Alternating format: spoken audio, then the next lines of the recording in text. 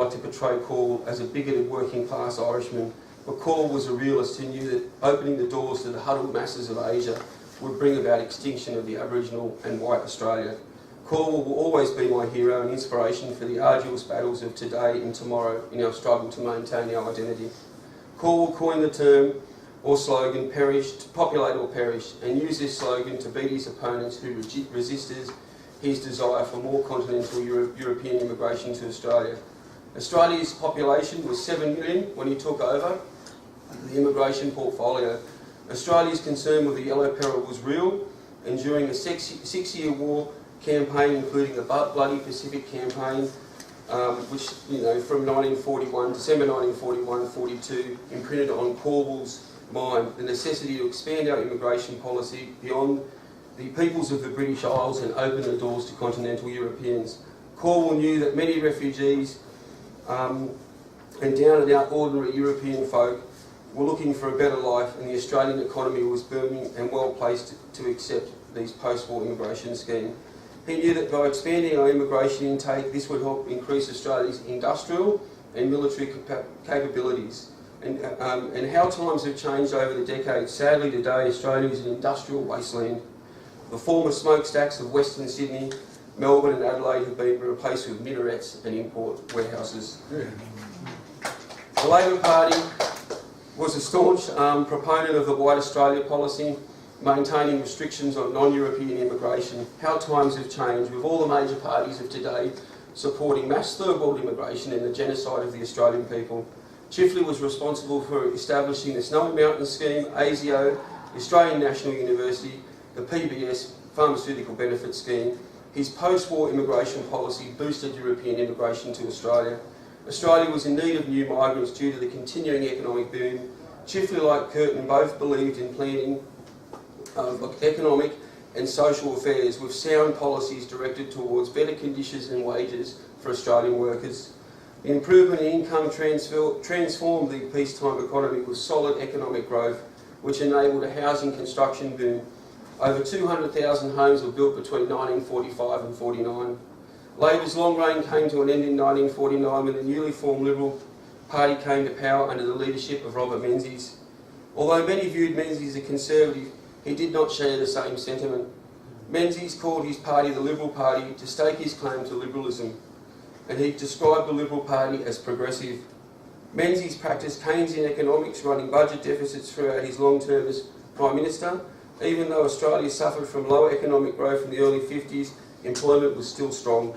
Menzies resigned from politics on Australia Day in 1966, becoming Australia's longest serving Prime Minister for 18 years. By the end of his reign, the economy was strong and high levels of immigration from Europe continued.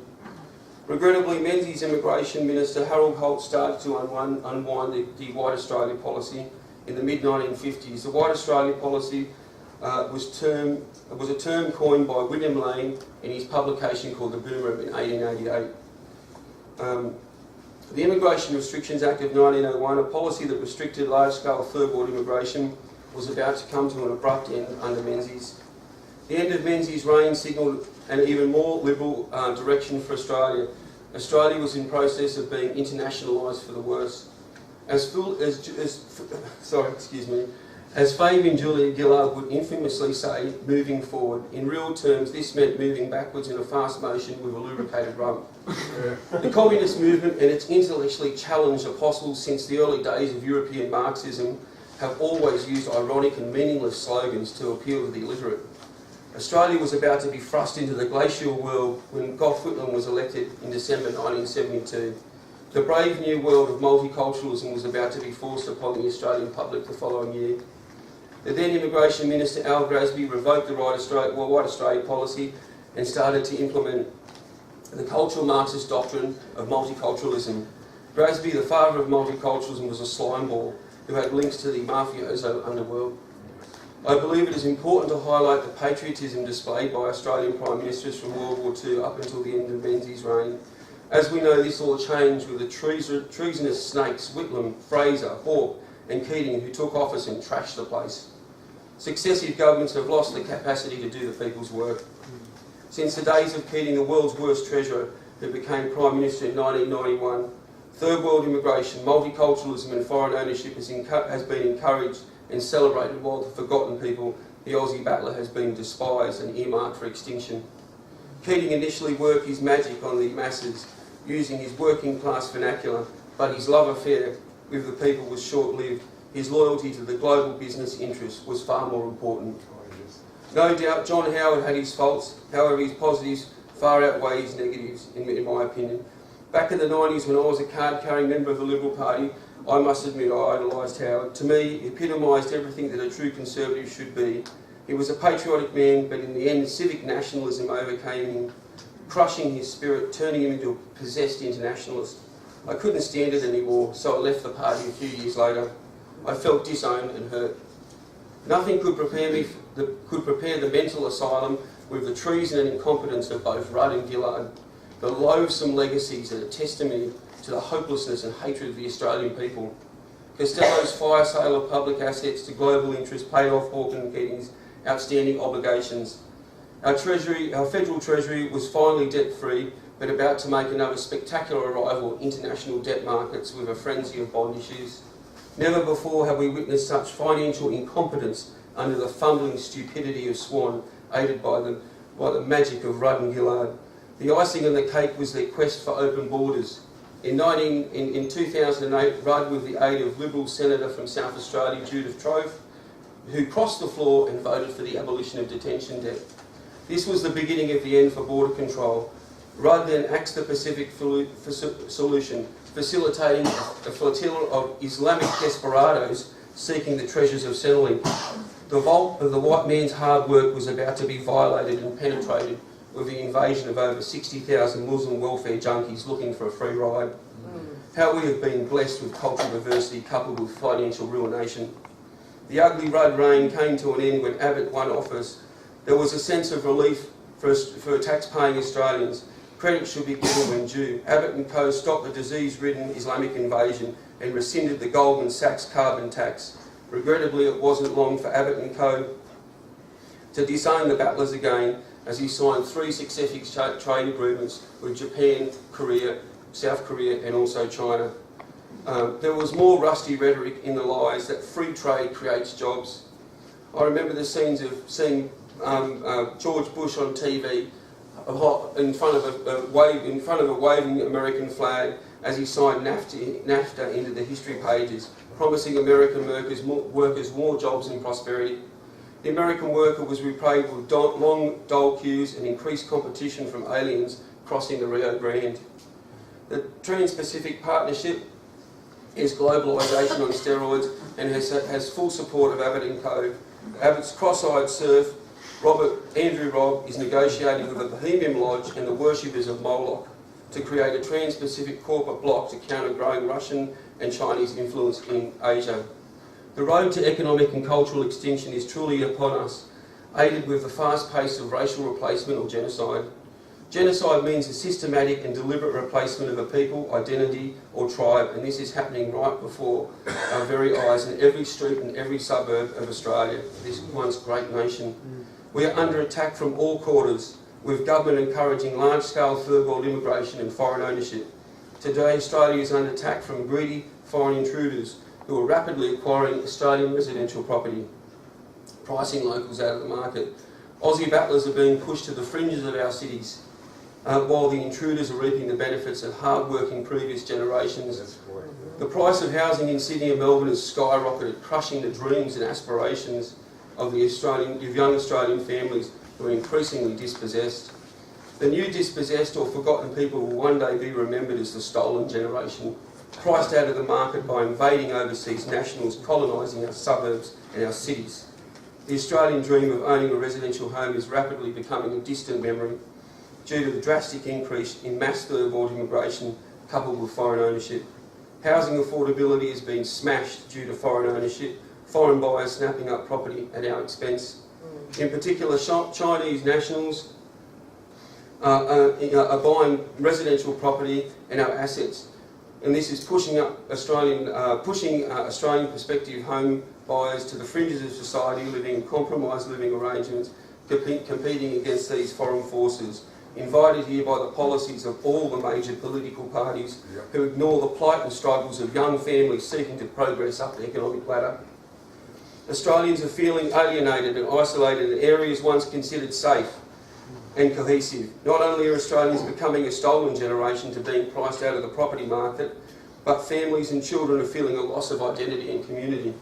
The Aussie dream has been shattered due to the greed of government, foreign speculators and invaders who are colluding together to ethnically cleanse the suburbs of Australians.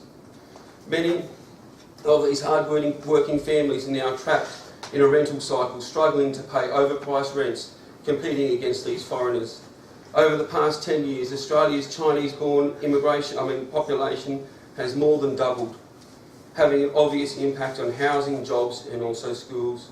Chinese immigration has created a parallel society where Chinese prefer to live in areas with large Chinese population, creating ghettos.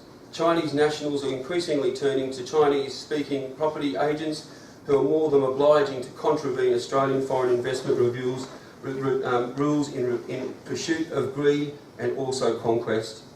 Chinese nationals are Australia's largest foreign buyers of residential property and farms, with recent figures showing over 20% of residential properties in New South Wales and Victoria sold to foreign nationals. But contrary to the lies perpetrated by the pimps in the real estate industry and government officials, they're not just buying expensive properties. New figures reveal that 70% of these sales are under the $1 million mark.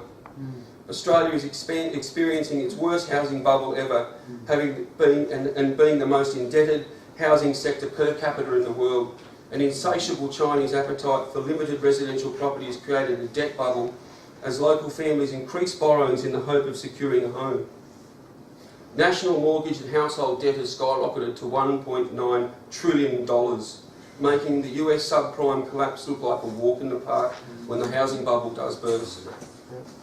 In particular, the Sydney property market has reached new unsustainable highs, with the median Sydney house price now standing at $914,000, smashing local home ownership rates and creating more unproductive debt in the process. According to the Foreign Investment Review Board, foreign nationals are not allowed to purchase existing residential property, yet China has become Australia's biggest source of approved foreign investment after a $12.4 billion splurge on real estate last year. FatCat Treasurer Joe Hockey said the new figures was evidence Australia was once again open for business indeed, open for racial replacement or genocide of the Australian people. Thousands of Australian homes have been illegally embezzled and occupied, yet the Foreign Investment Review Board enforcement of foreign investment rules has been virtually non-existent, with only 2 residential real estate purchases rejected last year. A recent parliamentary committee confirmed that local buyers were being squeezed out of the residential property market by foreign investors or owners, particularly from China. The review found that there were serious gaps in enforcement of foreign investment rules. Never before have we witnessed such treason from our elected politicians who have remained silent while the Australian dream slips further away from working families. The plight of struggling Australian families ethnically cleansed from their suburbs highlights the treason and preference of our self-serving politicians given to foreign intruders over locals. The economic impact of foreign ownership coupled with large-scale Chinese immigration means more Australian workers are also being displaced. Chinese residential property ownership means more immigration, resulting in increased competition for diminishing affordable housing, scarce jobs and also university places. The effect of this invasion is far-reaching, with locals being pushed to the fringes, competing with Chinese workers who are known for working for less, resulting in fewer jobs for locals and their children. Demography is destiny, and with the full support of the major parties, Australia is undergoing a drastic demographic change. Traditional Australians are becoming strangers in their own land, with many of our suburbs being turned into ghettos, riddled with crime and social and economic friction, with the impending real estate bubble just around the corner. Current trends indicate Australians will become a minority in their own land within the next 30 years if present immigration trends continue. Just about Party for Freedom, I'd just like to read our mission statement that really sums up who we are as a party. And the Party for Freedom is committed to traditional Australian values, the protection of Australian independence, including property rights, true democracy and the rule of law. The Party for Freedom acknowledges and respects people who hold these values and who identify with the Australian way of life and also who identify as Australian. Consequently, the Party for Freedom rejects multiculturalism, advocates an immigration policy based on cultural compatibility, rejects Islam as fundamentally incompatible with these valuables, and is committed to regaining or maintaining our identity. We promote and support Australian manufacturing industries, reject unnecessary taxes, and value free speech in all areas of political and public debate. We acknowledge the Australian Constitution and reject any treaty, document or organisational instrument which undermines it or its authority. The obstacles, ladies and gentlemen, are huge, but we cannot give up as there is too much to lose. Many people have said to me that we're wasting our time. Our time in the sun has come to an end. We have reached our zenith, but I don't believe this and I don't want to. I want to believe in the land of tomorrow. Thank you very much.